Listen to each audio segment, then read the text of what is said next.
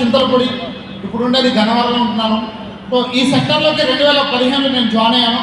But అంతకుముందు వేరే కంపెనీలో పనిచేశాను. ఆ కంపెనీలో కూడా మంచి ఇన్కమ్ తీసుకున్నాను. 1,70,000 రూపాయలు పర్బడి ఇన్కమ్ తీసుకున్నాను. అప్పుడే నాకు కారు ఉంది. లైఫ్ చాలా హ్యాపీగా ఉంది. సో ఆ కంపెనీ మనీ కట్టించుకునే కంపెనీ, పారా బ్యాంకింగ్ అంటారు. సో ఆ కంపెనీ మూసేయడం జరిగింది. మూసేసిన తర్వాత నా లైఫ్ టోటల్ జీరో అయిపోయింది. జీరో అంటే చనిపోతే బెటర్, లైఫ్ లేదు అని ఒక 25 స్లీపింగ్ టాబ్లెట్ కూడా తెచ్చుకున్నాను చనిపోదామని. ఎందుకంటే ఆ ప్రెషర్ అలాంటిది అనమాట. సో ఆ ప్రెషర్ తట్టుకోలేక చనిపోతే బెటర్, బ్రతకడం కష్టం అనుకున్న టైంలో బాబుకి హెల్త్ బాగాలేదు. బాబుకున్న ప్రాబ్లం ఏంటంటే డెలివరీ అయినప్పుడు ఉమ్మినీరు తాగడం వల్ల లంగ్స్ ప్రాబ్లం వచ్చింది. ఆ లంగ్స్ ప్రాబ్లం వల్ల డాక్టర్లు ఏం చెప్పారంటే 18 సంవత్సరాల వరకు ఆ ప్రాబ్లం తగ్గదు, రెగ్యులర్గా మెడిసిన్ వాడాల్సిందని చెప్పారు.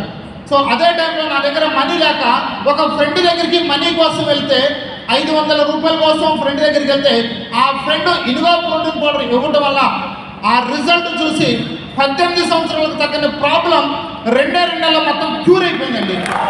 సో షాక్ అనమాట, ఈ ప్రోడక్ట్లో ఇంత రిజల్ట్ అని షాక్ అయ్యి అప్పుడు కంపెనీ గురించి చెక్ చేశాను.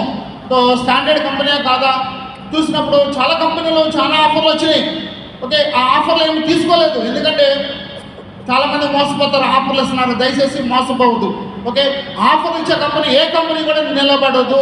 సో మనం డబ్బు సంపాదించడానికి వచ్చి తప్ప డబ్బు ఇస్తే పని చేస్తామన్నది ఆ మైండ్ సెట్ రానని చెప్తాను. సో పాకెట్లో 10 రూపాయలు లేని టైంలో వెస్టేజ్లో నా వైపు నాతాడు బ్యాంకులో పెట్టి ఆ మనీతో నేను వర్క్ స్టార్ట్ చేశాను. 10 రూపాయలు లేని నేను ఈరోజు త్రూ వెస్టేజ్ ద్వారా మరి ఎంత సంపాదించాలంటే 10 కోట్లు పబడి ప్రాపర్టీ సంపాదించాను. 10 కోట్లు పబడి. సో చింతలపూడిలో ల్యాండ్స్, ఇల్లు, గన్నవరంలో ల్యాండ్, సో I-20 కారు, అట్లాగే జాగ్వార్ 1 crore ఖర్చు చేసే జాగ్వార్ కారు, అట్లాగే క్రీటా కారు, వెస్టేజ్ ద్వారా 3 కార్లు తీసుకోవడం జరిగింది. అలాగే బ్యాంక్ బ్యాలెన్స్, అలాగే గోల్డ్.